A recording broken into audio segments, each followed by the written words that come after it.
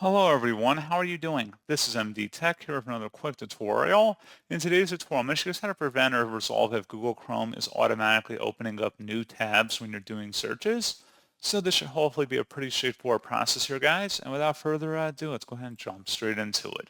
So all you have to do is open up Google Chrome and you want to go down and select the settings button at the bottom right, and then select where it says search settings. Select Other Settings on the left panel here.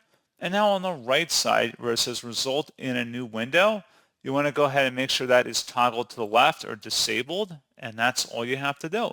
So you will have to relaunch Chrome as well, so that is not all you have to do. You do have to close out of Chrome and then relaunch it, and then you should be good to go.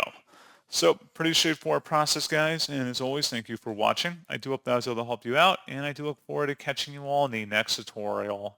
Goodbye.